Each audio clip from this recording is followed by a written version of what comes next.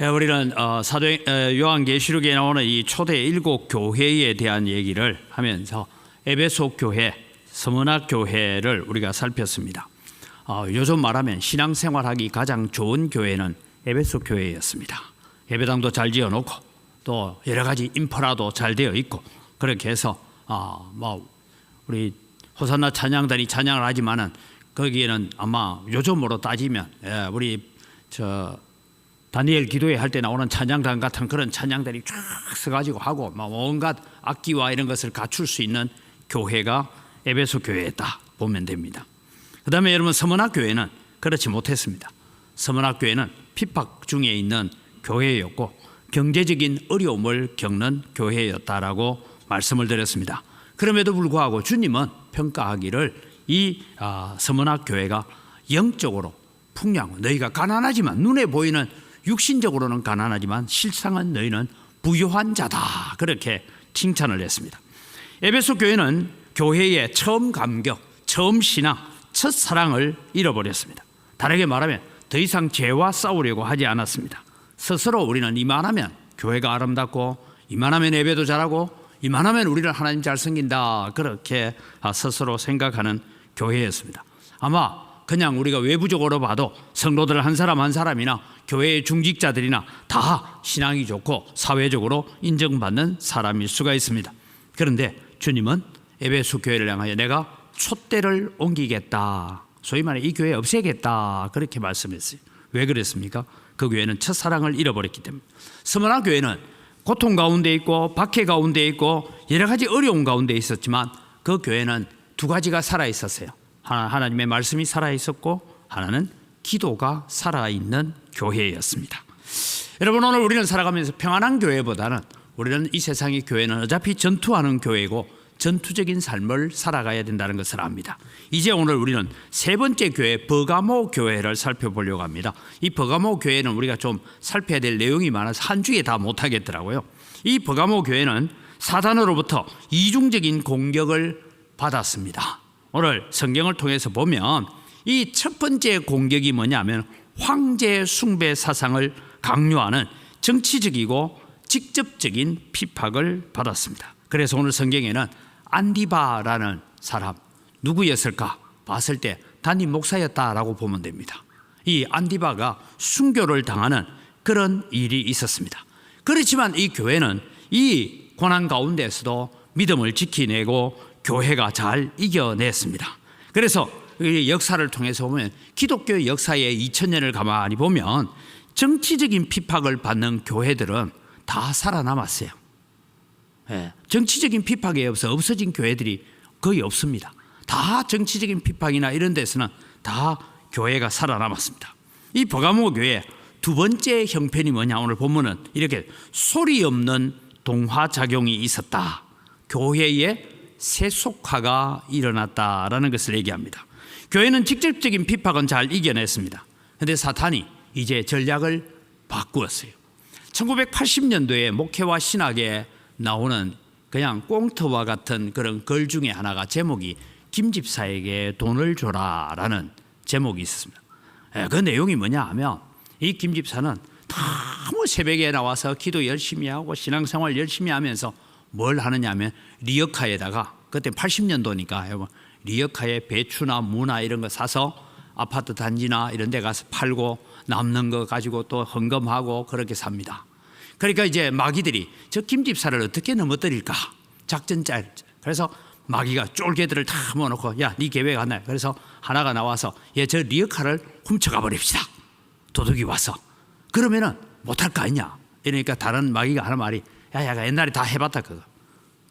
리어카 훔쳐가면 더 기도 많이 하고 더 열심히 하니까 안 된다.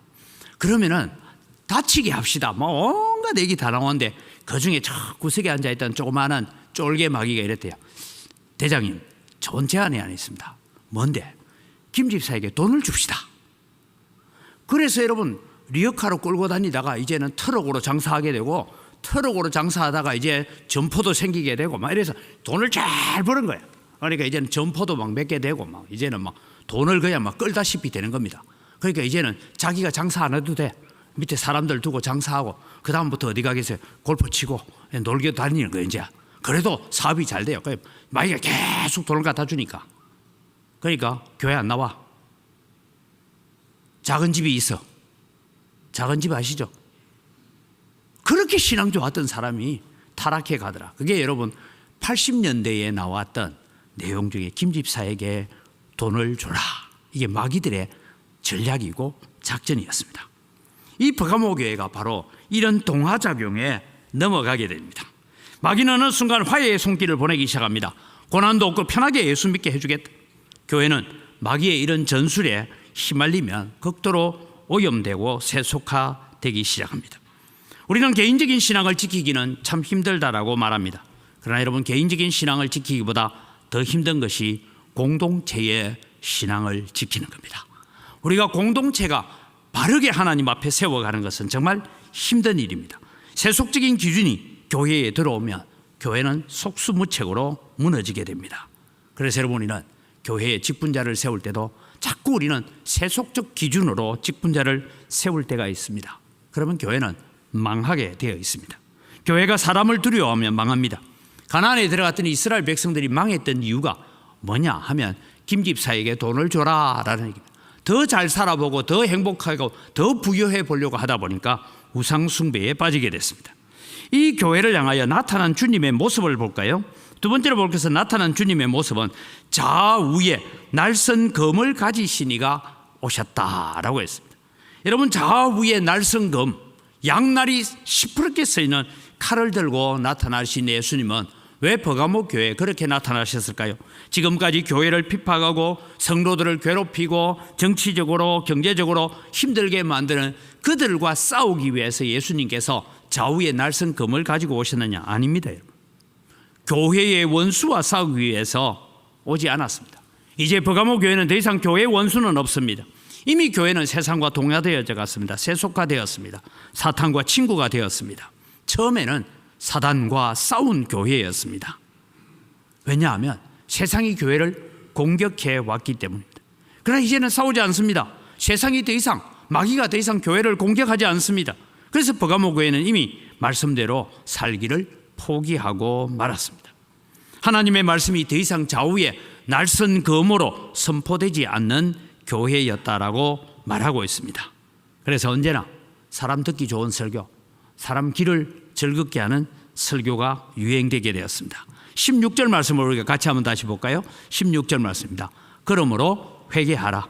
그리하지 아니하면 내가 내게 속히 임하여 내 입의 검으로 그들과 싸우리라. 이 그들이란 것이 교회 밖에서 핍박하는 자가 아니라 교회 안에 있는 사람들과 내가 싸우겠다. 주님은 그렇게 날선 검을 들고 오겠다라고 하셨습니다. 여기서 말하는 그들은 교회 원수가 아닙니다.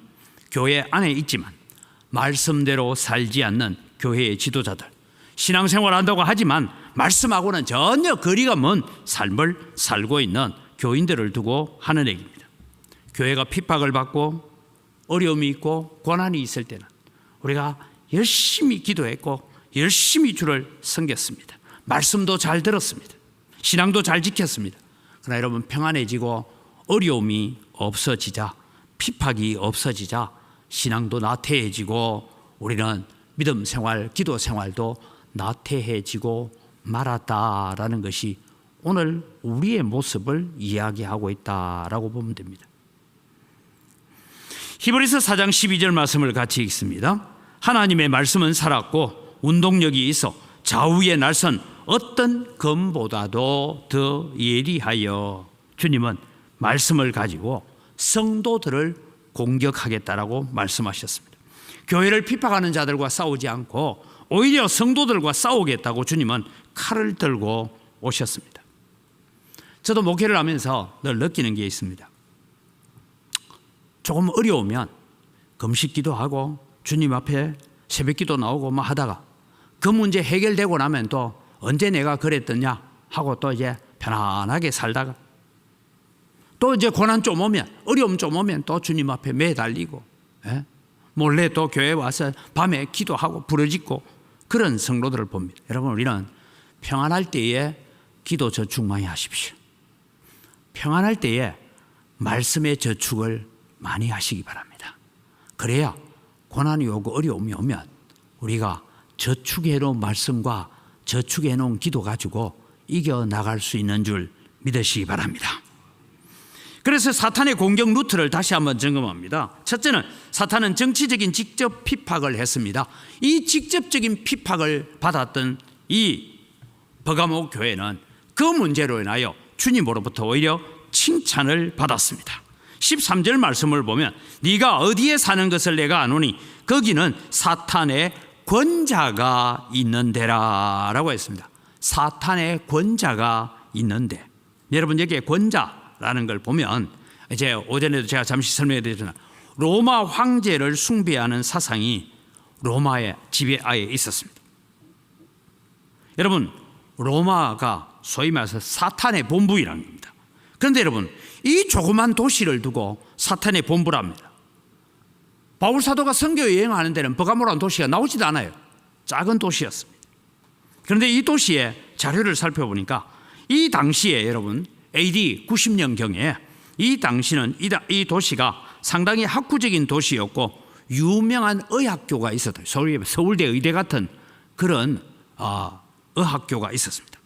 당시에 여러분 도서관이 하나 있었는데요. 그때 당시에 도서관의 장서가 자그마치 20만 권이나 되는 장서를 꼽아놓고 있는 도서관이 있었다고 합니다. 굉장히 지성적이고 도덕적인 도시였습니다. 그런데 이곳에서 사람을 신으로 만드는 우상 숭배가 여기에서부터 시작되어집니다. 여러분 처음부터 여러분 교주들이나 뭐나 다 지가 처음부터 내가 신이라 하고 내가 메시아라 하고 나오지 않습니다. 누가 만듭니까? 옆에 있는 사람들이 만들어가는 거죠. 만들어갑니다. 소위 말해서 황제를 신이라고 만들어가는 그런 친위대가 있었습니다. 일본도 지금 여러분 천황이라고 자기들이 얘기하잖아요.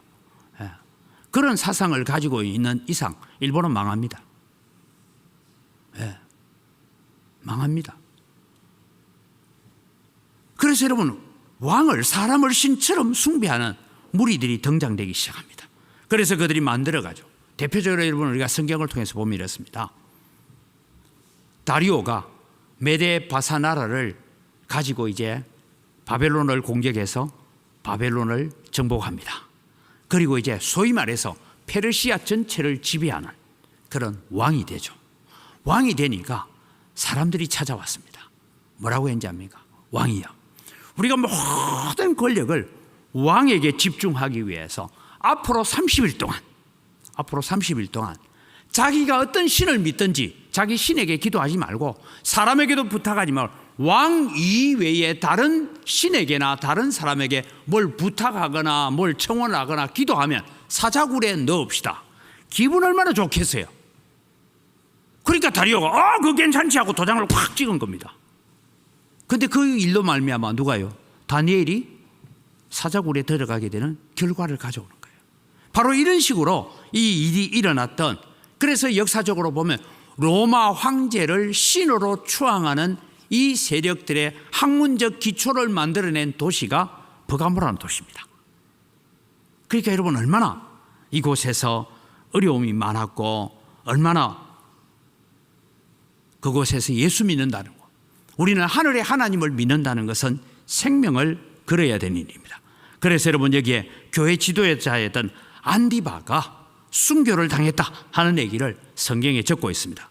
나중에 여러분 역사가 지나고 난 뒤에 터툴리안이라는 기독교 역사가가 나중에 이 안디바가 누구냐 하면 그 교회의 소위 요즘 말하면 담임 목사, 이 도시의 유명한 감독이었다 그렇게 합니다. 여기 감독이라는 것은 한 교회 담임 목사가 아니고 우리로 말하면 노회장, 그 정도 되는 그런 사람이었다라고 말합니다.